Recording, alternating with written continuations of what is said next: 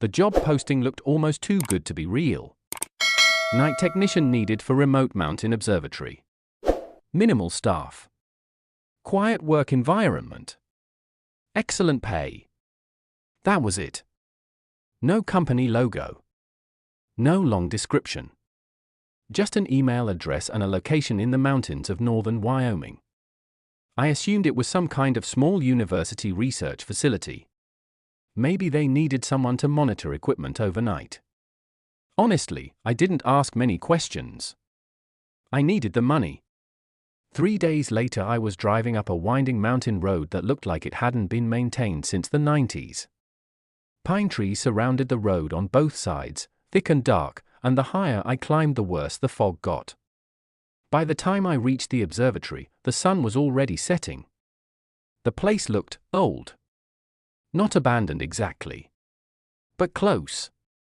A large white telescope dome sat at the top of the hill, connected to a rectangular concrete building with small windows and rusted metal doors. Satellite dishes were mounted along the roof, most of them tilted at strange angles like they'd been there for decades. There were no other buildings.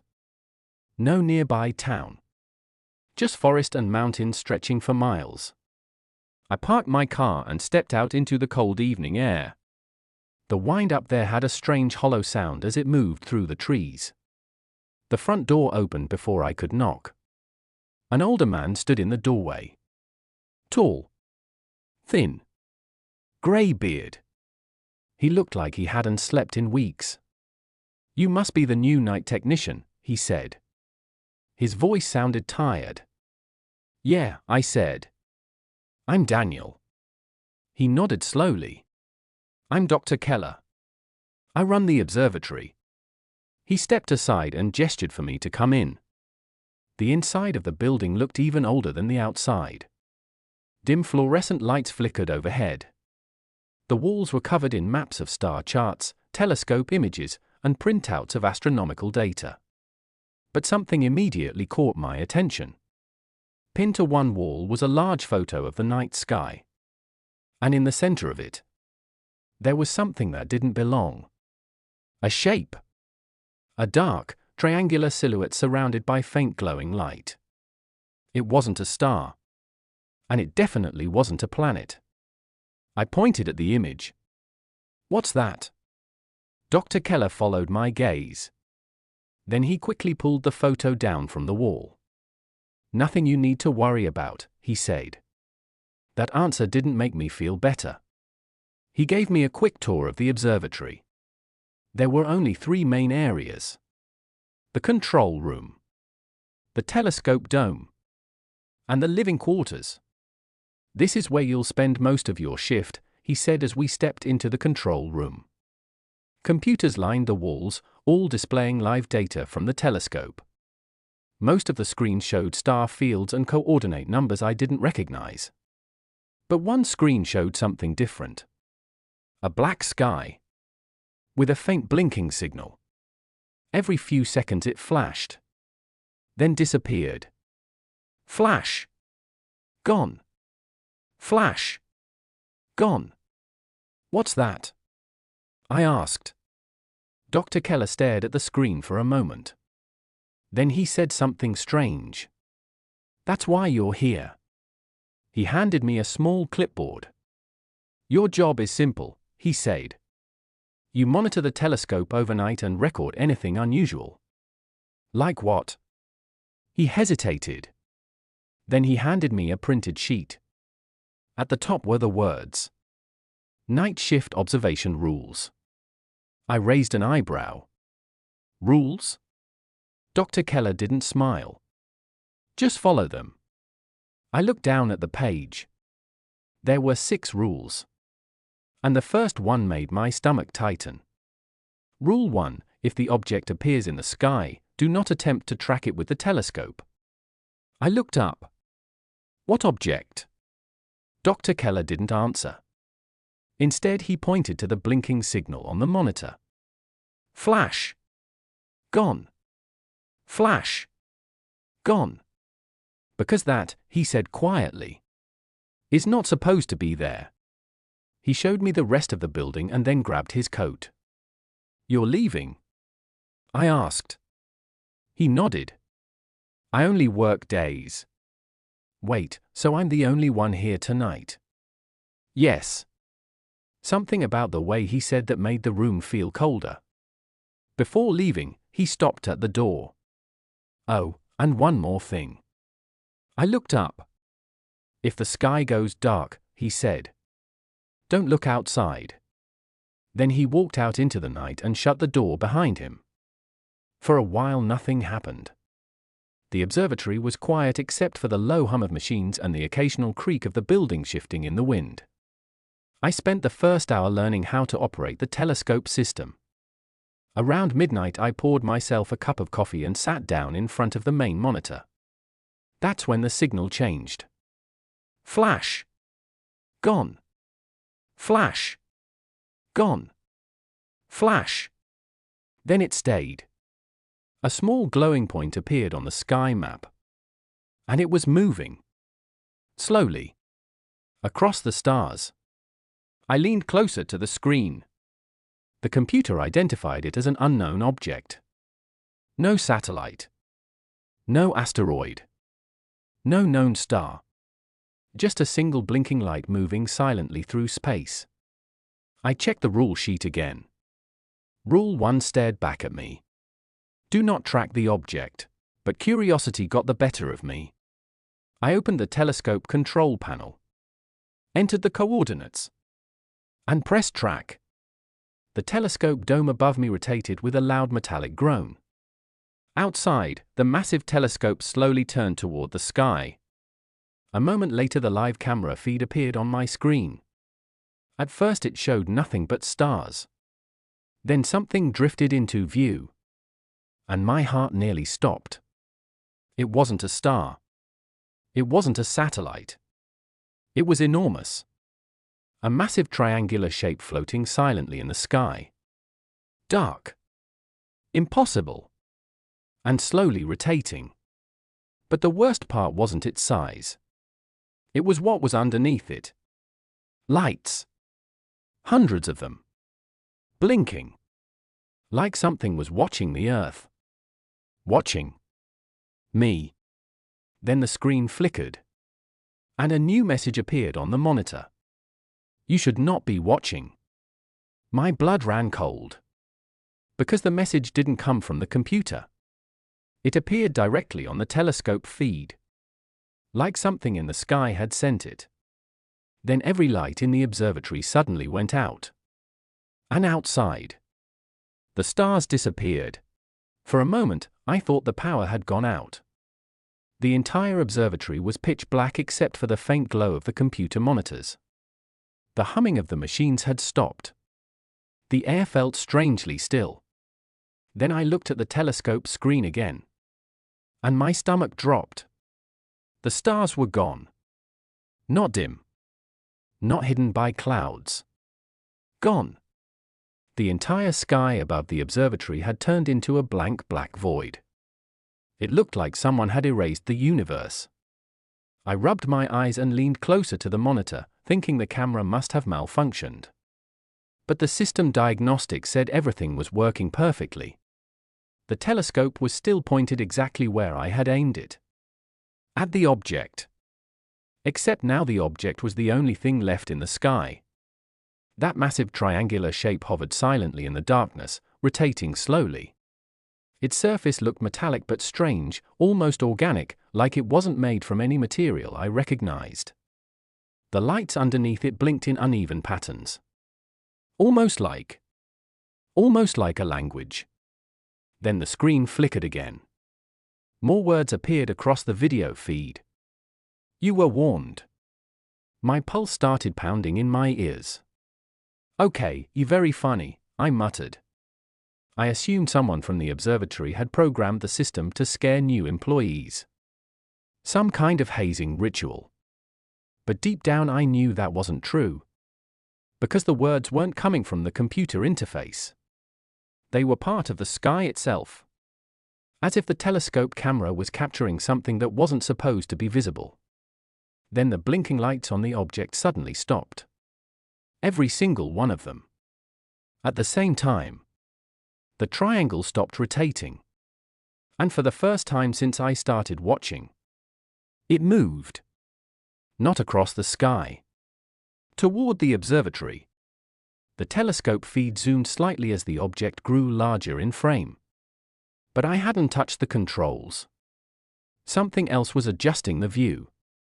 The surface of the object was covered in strange patterns, long grooves and shapes that reminded me of circuitry. But they didn't glow. They absorbed the light around them. I glanced nervously toward the observatory windows. Outside was complete darkness. No stars. No moon. Just black sky. Then the computer beside me beeped loudly. A new signal had appeared. It wasn't coming from space. It was coming from inside the observatory. My heart skipped. I pulled up the source coordinates. The signal was being detected from the telescope dome above me. The exact place where the massive telescope lens pointed directly toward the object in the sky. But that made no sense. The telescope only received signals. It didn't transmit them. Unless something had activated the transmitter. I slowly opened the equipment diagnostics panel. My stomach turned as I read the status. Transmission, active. Source, external override. Someone, or something, had taken control of the telescope. And it was sending a signal directly to the object above us. Then the speakers in the control room crackled. A burst of static filled the room. I froze in my chair. Hello? I called out. Only static responded. Then a voice spoke. But it wasn't human. It sounded like multiple voices speaking at once, layered over each other in a strange mechanical echo. We see you. The words were slow. Careful. Like something was learning how to talk. I backed away from the desk. Who is this? The speakers crackled again. We see you. Daniel. My blood ran cold. I had never told the system my name. How do you know that? I whispered. The voice answered instantly. You opened the eye. The lights inside the observatory flickered briefly. Above me, the massive telescope dome began to rotate again. But this time it wasn't tracking the sky. It was turning downward. Toward the building. Toward me. The voice continued through the speakers. You broke the rule. My eyes darted to the clipboard sitting on the desk. Rule 1. If the object appears in the sky, do not attempt to track it with the telescope. My hand started shaking. You're not real, I said quietly. You're just a signal, some kind of interference. The response came immediately. No. The telescope motor above me groaned loudly. Metal scraped against metal. The giant lens was lowering. Slowly. Deliberately. We are observation. The words echoed through the speakers. Your world has been watched for a very long time. A deep vibration rumbled through the building. Dust fell from the ceiling. The object in the sky was getting closer. Much closer. I ran to the window and looked outside. And what I saw made my knees nearly buckle. The triangular object now filled almost half the sky. It wasn't floating in space anymore. It was descending toward the mountain. Toward the observatory. The lights beneath it flickered again. But this time they formed patterns. Shapes. Symbols. And somehow, I understood them. They weren't random. They were scanning. Mapping. Studying. Like scientists observing a specimen. And suddenly I realized something terrifying. The observatory wasn't built to study space. It was built to study them. Then the speakers crackled again. You are not supposed to see. My breathing grew shallow. What happens if I do? I asked. The response came after a long pause. We correct. At that exact moment, the main power in the observatory shut off completely. Every screen went dark. Every light died. Except one. The telescope feed. The image flickered back to life. And now the object filled the entire screen. For the first time, I could see something opening beneath it. A massive circular structure unfolding slowly. Inside it, there was a light. Blinding. White. And it was pointed directly at the observatory. Then the voice spoke one last time. Close the eye. My hands trembled. What happens if I don't? I whispered. The answer came quietly.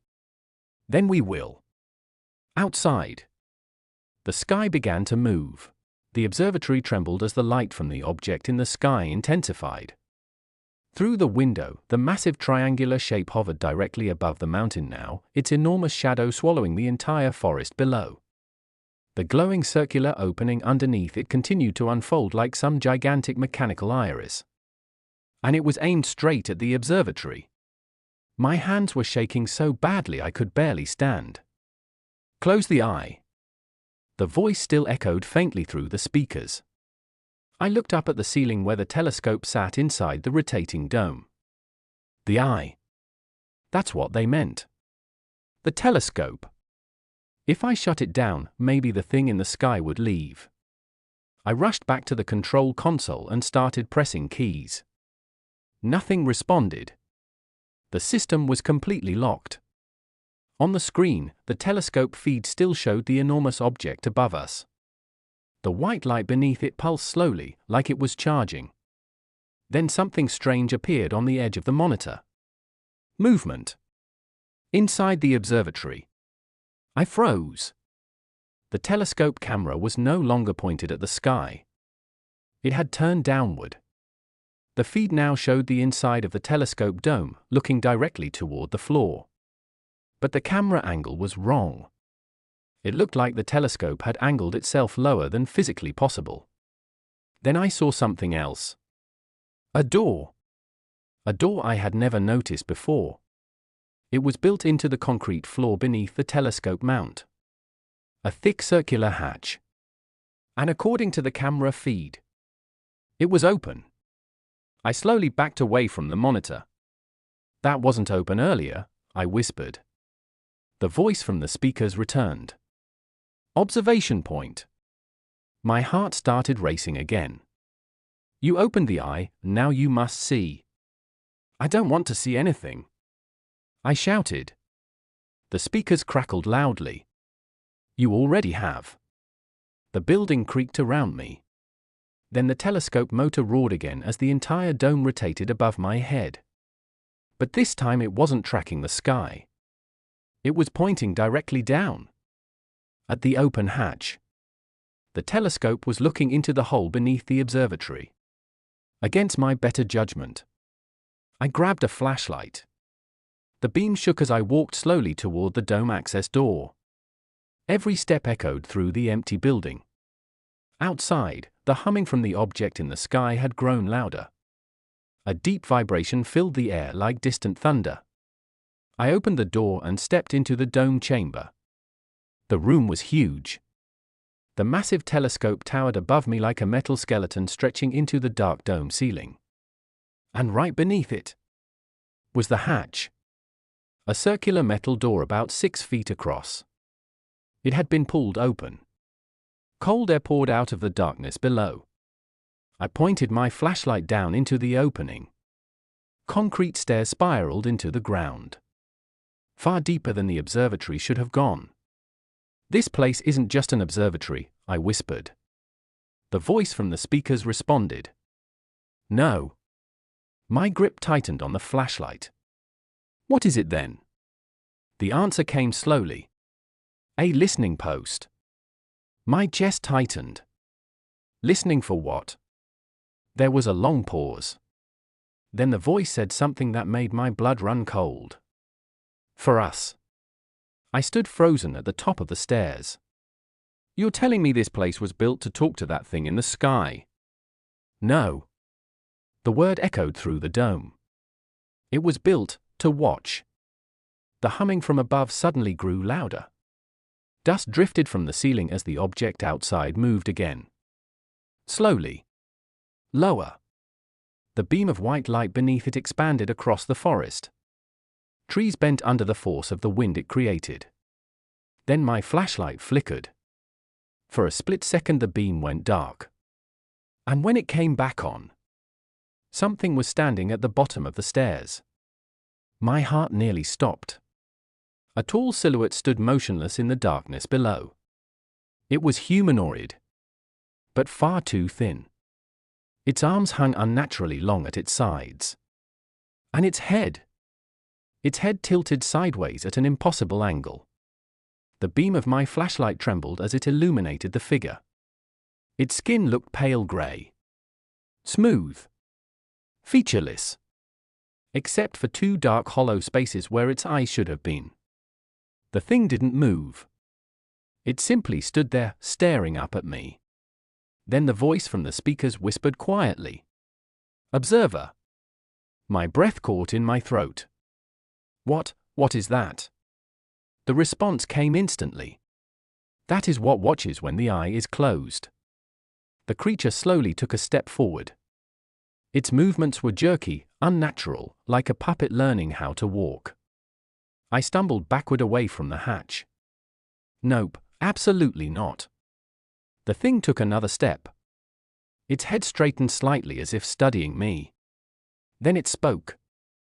But the sound didn't come from its mouth. It came from the speakers again. "You were not meant to see us." My back hit the wall. "What are you?" I whispered. The creature climbed another step. "We observe." Another step. "We record." The humming from outside intensified. The entire observatory shook violently. Through the dome windows I could see the triangular object descending even closer. Its massive white beam now illuminated the entire building. The creature's shadow stretched across the dome floor. "We correct." Suddenly the telescope above me began moving again. The giant lens tilted downward. Directly at the hatch. Directly at the creature. The voice spoke one final time. "Close the eye." The telescope lens began glowing with a faint blue light. And suddenly I understood. If I shut the telescope down, the thing in the sky might leave. But if I didn't, whatever that creature was coming up those stairs. And it wasn't alone. Then the creature took another step toward the surface. And smiled. The creature on the stairs smiled. At least, I think it was a smile. Its mouth didn't open like a normal human's. Instead, the skin around its lower face slowly stretched apart, forming a thin horizontal line that widened into a disturbing imitation of a grin. There were no teeth. Just darkness. My entire body froze. The thing tilted its head again and studied me with those hollow eye sockets. Then the speakers crackled. "We observe." The voice was calm. Almost patient. Behind the creature, deeper in the staircase tunnel, something moved. Then something else. More shapes. My flashlight beam shook as I pointed it down the stairs. And my heart dropped into my stomach. There were dozens of them. Tall grey figures slowly climbing up the spiral staircase one step at a time. Their movements were slow and deliberate, their long limbs dragging slightly against the concrete walls as they ascended. Observers. Waiting beneath the observatory. For how long? I stumbled backward across the dome floor. No. The humming from outside had become deafening now. The triangular object hovered so low above the mountain that the entire dome chamber glowed with pale white light pouring through the glass panels. The creature on the stairs stepped onto the floor of the dome. Up close it looked even worse. Its skin wasn't really skin at all. It looked more like a thin layer of pale material stretched tightly over a skeletal frame. Beneath it, faint shapes moved slowly like something alive crawling under the surface. Its arms were too long. Its fingers too thin. and its joints bent slightly the wrong way. But the worst part was how calm it seemed. Like it had been expecting this moment. The speakers crackled again. You opened the eye. The creature took another slow step toward me. You broke the rule. My back pressed against the control console. Stay back, I shouted. The creature stopped. Its head tilted slightly as if confused by my reaction. Behind it, more observers continued climbing out of the staircase. 1, 2, 5, 10. They spread out across the dome floor, surrounding the massive telescope mount like silent statues. None of them moved quickly. None of them rushed. They simply watched. Recording. Studying. Like scientists examining an insect. Then the voice spoke again. You must close the eye. My gaze flicked to the telescope controls. The shutdown switch. If I powered the telescope down, maybe the thing in the sky would leave. But if I did that, these things would still be here. And now they were everywhere. One observer had moved close enough that I could hear a faint clicking sound coming from inside its body. Like something mechanical shifting beneath its skin. What are you? I whispered. The response came immediately. We are correction. Outside, the sky changed. The massive triangular object above the observatory suddenly stopped descending. It hovered in place directly over the mountain peak. Then the circular structure beneath it opened fully. The light pouring from it intensified until the entire forest looked like daytime. Wind howled across the mountain as the energy from the object distorted the air around it. The observers all turned their heads upward at the exact same time. As if responding to a signal. The speakers crackled again. The watchers arrive. My blood ran cold. Watchers? No one answered.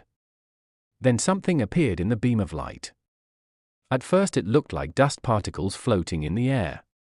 But they were far too large. And moving too deliberately. Shapes slowly descended from the massive opening beneath the triangular object. Dozens of them. Floating downward silently. They weren't ships. And they weren't creatures. They looked like enormous dark spheres, each one covered in hundreds of faint glowing lines that moved constantly across their surface. Like living circuitry. They drifted lower and lower until they hovered just above the observatory dome. The observers inside the building stepped backward in perfect synchronization. Making space. Making room. One of the spheres slowly lowered toward the glass dome. Its surface shifted and twisted like liquid metal. Then something inside it moved. A massive shape pressed briefly against the inner surface of the sphere before retreating back into darkness. My stomach twisted. Whatever was inside those things was huge. The voice returned again through the speakers. You were not meant to see this. My breathing was shallow now. What happens if I did? I asked quietly. The observers all turned toward me again. At the same time. Then the voice answered. We correct the error. Suddenly every computer in the control room powered back on. The telescope feed reappeared on the monitor. But the camera was no longer pointed at the sky. It was pointed directly at me. A red box appeared around my face. Scanning. Analyzing. Recording. Then a message appeared on the screen. Anomaly detected. My heart started pounding again. What does that mean? The speakers crackled softly. It means. The observers began walking toward me. You have seen too much. Behind them, the staircase hatch slowly opened wider. And something much larger began climbing up from the darkness below. The hatch in the floor opened wider. Metal groaned as the heavy circular door scraped against the concrete. Cold air poured up from the underground tunnel, thick and stale like it had been trapped beneath the mountain for decades. The observers stepped back from the opening. All of them. Perfectly synchronized. like soldiers making space for something important. My heart hammered against my ribs. Because whatever was climbing up those stairs was much bigger than the others. A deep scraping sound echoed through the staircase. Heavy. Slow. Each step shook the metal frame of the telescope above me. Then something enormous appeared in the darkness below. At first I thought it was just the wall of the tunnel. But then it moved. A massive grey limb slowly reached up over the edge of the hatch. The surface of its skin looked similar to the observer's, but thicker, layered, almost armored. The fingers were long and jointed in too many places. They wrapped around the edge of the concrete floor like steel hooks. And then the creature pulled itself upward. My legs nearly gave out. The thing that emerged from beneath the observatory was easily 12 feet tall. Its body was thin but incredibly long, with limbs that seemed designed to bend and stretch in unnatural directions. Its torso looked almost skeletal beneath the tight pale surface of its skin. But the head was the worst part. Unlike the smaller observers, this one actually had eyes. 3 of them. Large black orbs arranged vertically down the center of its face. And every one of them was staring directly at me. The speakers crackled again. Primary observer. The massive creature straightened slowly, its long spine unfolding like some grotesque mechanical structure. The smaller observers stepped even farther back. Like they were giving way to a superior. My mouth felt dry. What is that? The voice answered calmly. The one who records. The creature tilted its head slightly. One of its eyes blinked. Then another. Then the third. And somehow, I knew it was studying me. Outside the observatory dome, the giant spheres hovering in the sky began to glow brighter. Their surfaces pulsed with slow waves of light, as if responding to whatever was happening inside the building. The voice continued through the speakers. This mountain was chosen long ago. My breathing was shallow now. Chosen for what? The answer came slowly. For observation. The massive creature took a step forward. The floor trembled beneath its weight. For 47 years your species has been monitored from this location. My head snapped toward the control room window. All the star charts on the wall suddenly made sense. The satellite dishes. The telescope. The underground facility. This place wasn't built to study space. It was built so something else could study us. You're studying humans, I said quietly. The creature's middle eye blinked again. Yes. Behind it, the staircase tunnel glowed faintly as more observers continued emerging from the darkness below. Dozens of them now. Maybe more. All watching silently. All recording. The voice spoke again. You were not meant to access the telescope. My hand shook. You left the rules where anyone could read them. The answer came instantly. The rules were not for you. The massive observer leaned closer. Its long body bent forward in a way that should have been impossible. They were for the previous caretaker. My stomach dropped. Dr. Keller. Yes. The creature straightened again. He follows the rules. A terrible thought crossed my mind. And if he doesn't? The answer was immediate. Correction. Outside, one of the enormous spheres slowly descended toward the observatory dome. Its glowing surface reflected against the glass ceiling like a second moon. The voice spoke again. You have become an anomaly. The word made my chest tighten. What does that mean? The creature lifted one long arm and pointed toward the staircase. It means. More observers climbed out of the underground tunnel. You have seen the observation. Another step closer. You have seen the watchers. Another step. You have seen the recorders. The creature's 3 eyes focused on me again. And now. The massive sphere outside the dome touched the glass ceiling with a soft metallic sound. You must be corrected. The observers began moving toward me all at once. Not fast. Never fast. Just steady. Like they had all the time in the universe. I backed away toward the control console. There had to be something here. Something the observatory used to defend itself. Something Dr. Keller hadn't told me. My hand slammed down on the keyboard. The computer screen flickered. Then a hidden panel appeared on the monitor. Manual override, telescope defense system. My eyes widened. Defense system? My fingers hovered over the keyboard. The voice spoke again. You should not do that. The massive observer took another step closer. You will damage the eye. I swallowed. That's the idea. Outside, the sky suddenly filled with movement. The giant triangular object shifted position. And something inside its open structure began charging with blinding white light.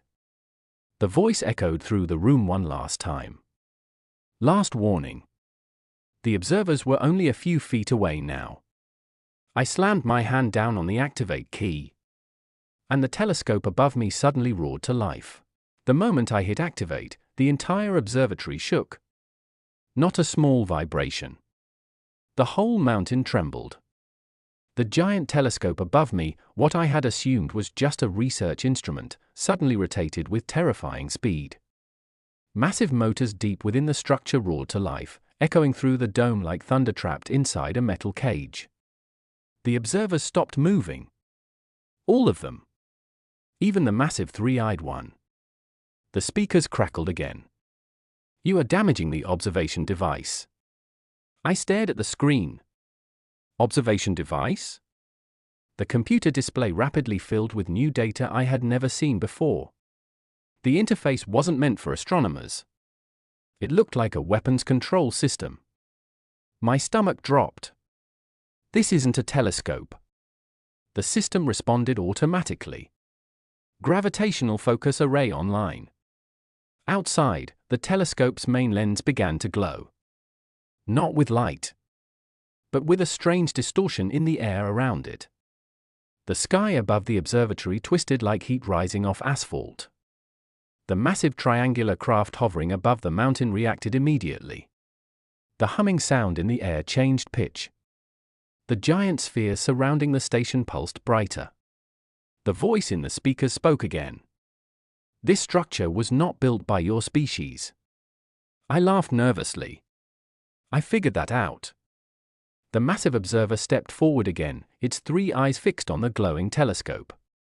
The eye is used to watch. Another tremor shook the dome. And to erase. My heart skipped a beat. Erase what? The computer screen answered for them. Target lock acquired. And the targeting grid wasn't pointing at the sky. It was pointing at the enormous triangular object above the mountain. Outside, the storm clouds around the craft began swirling violently. The air pressure dropped so quickly my ears popped. The telescope tilted upward. Then the center of the lens opened.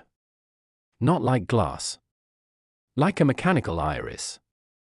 Inside the opening, a dense sphere of distorted gravity began forming. The air around it bent inward like reality itself was folding. The observers all stepped back again. Even the massive one. The voice in the speakers sounded uneasy now. You should stop. Why? I asked. The voice answered slowly. Because they will respond. Above the mountain, the triangular craft moved for the first time since it arrived. It began rising. The enormous opening on its underside glowed brighter, building energy like a massive reactor charging up. The floating spheres around it repositioned themselves in a defensive formation. My screen flashed another message. Gravity lens fully charged. A single button appeared beneath it. Fire. My finger hovered over the key. The massive observer took one more step toward me. You will cause escalation. I looked directly at its three dark eyes. You already escalated. And I pressed the button. The observatory exploded with light. Not outward. Inward. The gravity lens collapsed into itself and then released all its stored energy in a single invisible wave that shot straight into the sky. For a moment nothing happened. Then the triangular craft bent.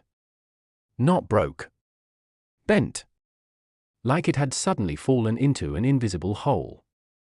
The entire ship warped sideways as the gravity wave slammed into it. A deafening metallic groan echoed across the mountain. One of the massive spheres above the dome shattered instantly. Not into pieces. Into dust. Its glowing lines flickered out as the structure collapsed inward and vanished. The sky lit up with violent flashes of energy. The triangular craft fought against the gravitational force pulling it downward. But the observatory kept firing. Pulse after pulse. Each one bending space around the ship. The voice in the speakers returned. This time no longer calm. Error. Another gravity blast fired. Observation protocol failed. A second sphere disintegrated in the sky. The observers inside the dome began moving again. But not toward me. Toward the staircase. Retreating. The massive three-eyed one was the last to leave. Before disappearing into the tunnel, it turned its head toward me.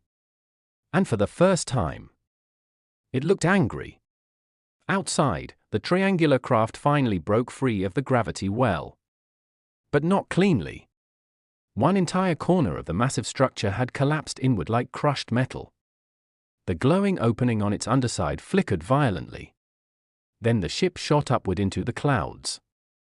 Gone in seconds. The remaining spheres followed it into the sky. Within moments, the mountain was silent again. The telescope powered down automatically. The glowing lens faded. The storm clouds above the observatory slowly drifted apart. For the first time all night, the stars were visible again. I collapsed into the chair behind the console, breathing hard. The computer screen flickered. Then a final message appeared. Observation terminated. The speakers crackled one last time. The voice returned. But now it sounded distant. Fading. We will return. The system shut down. The lights in the dome dimmed. And the staircase hatch slowly closed on its own. An hour later, Dr. Keller arrived. He looked at the damaged telescope. The cracked dome panels. The empty sky. Then he looked at me. You used the defense system, he said quietly. I nodded. He sighed. They'll be back. My chest tightened. When? He walked to the window and stared out at the stars. They've been watching Earth for centuries. He paused. So probably tomorrow night. And that's when I realized something worse. The computer system had logged everything. Every signal. Every scan. Every measurement. Which meant the observers hadn't just been watching Earth. They had been studying us. Preparing. Learning. Waiting. And now. They knew we could fight back. The sky stayed quiet for the rest of that night. No strange lights. No humming vibrations. No giant shapes moving through the clouds. Just stars. Cold, silent stars hanging above the mountain like nothing had ever happened. But neither of us believed it was over. Dr. Keller and I sat inside the control room while the damaged telescope slowly powered down. The metal frame still creaked occasionally as the motors cooled. Neither of us spoke for a long time. Finally, Keller broke the silence. They shouldn't have seen you. I looked over at him. You mean they weren't supposed to know humans existed? He shook his head slowly. No, they already knew about us. He rubbed his eyes like someone who hadn't slept in days. They just weren't supposed to know we could fight back. The observatory lights flickered. Outside, the wind had died completely. The forest below the mountain stood perfectly still in the moonlight. Keller leaned over the console and began typing quickly. What are you doing?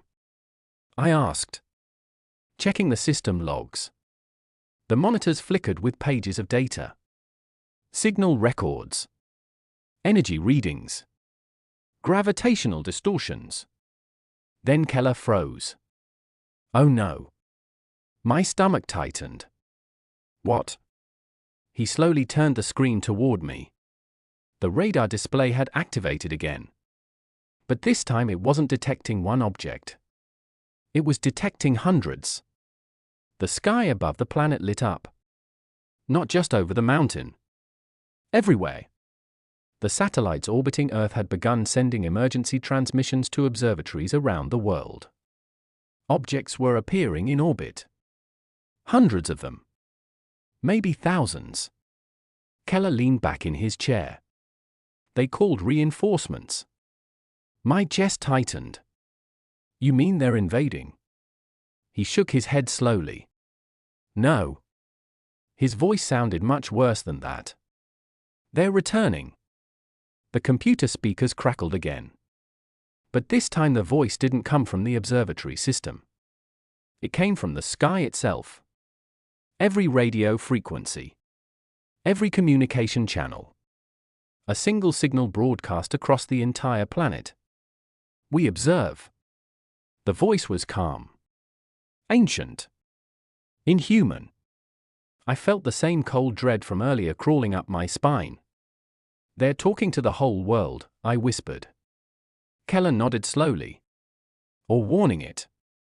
The radar screen kept filling with more signals. Massive shapes forming a grid across the upper atmosphere. Not attacking.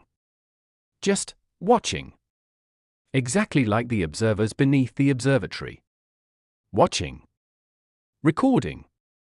Waiting. The voice continued. Observation cycle terminated. Keller leaned closer to the speakers. They're ending the study. Another pause. Then the voice spoke again. Next phase begins. Suddenly every screen in the observatory flashed white. Then a message appeared across the monitors. Species evaluation complete. My heart pounded. What does that mean? Keller read the next line slowly. Result, unstable.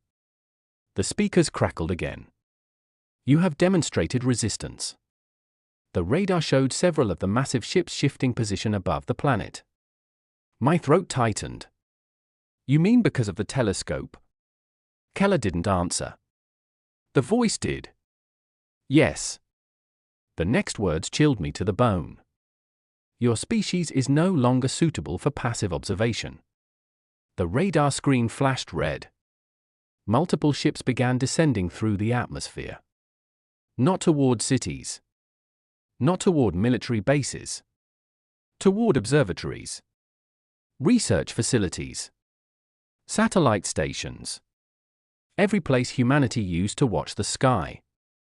They're shutting down our ability to see them, Keller whispered. The speakers crackled again. However, the descending ships stopped, hovering high above the clouds. The voice continued. Your species has demonstrated intelligence. Another pause. Adaptation. The monitors flickered again. Final status, provisional. I looked at Keller. What does provisional mean? He whispered the answer. It means they're deciding if we're worth keeping. The sky above the mountain suddenly glowed. A single massive shape descended through the clouds. Not like the damaged triangular ship from before. This one was enormous. Miles wide. Dark enough to block out the stars. It stopped directly above the observatory. The voice returned. You interfered with the observation. I swallowed. Yes. You damaged our instruments. I nodded slowly. Yes. There was a long silence. Then the voice spoke again. Good.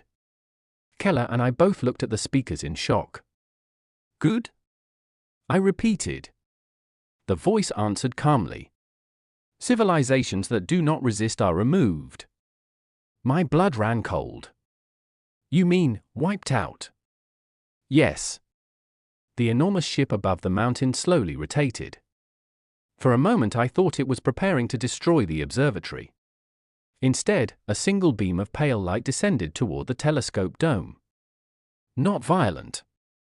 Not destructive. Just scanning. The voice spoke one final time. Your species has passed the first test. Keller's voice trembled. What test? The answer came slowly. The test of survival. The beam faded. The ship above the mountain began rising back into the clouds. Within minutes the radar signals started disappearing. One by one. The massive fleet left orbit. The sky slowly returned to normal. Stars filled the darkness again. No ships. No lights. No observers. Just silence. Keller leaned against the console. They're gone. I stared up at the stars. Not gone. He looked at me. What do you mean? I pointed at the telescope. At the massive mechanical lens now dark and silent. They said it was the first test. Keller's face went pale. 3 days later the government arrived. They shut down the observatory. Confiscated the computer systems. Sealed the underground tunnels. But they couldn't erase everything. Because before they took the servers, I copied the logs. All of them. Every signal. Every message. Every word the watchers said. And there was one line buried in the system data that no one else noticed. A final message transmitted from the fleet just before they left Earth's orbit. A message not meant for us. It was meant for something much farther away. The translation read: Subject, Earth. Status, survived initial evaluation. Then the last line appeared. And I still can't stop thinking about it. Prepare Phase 2.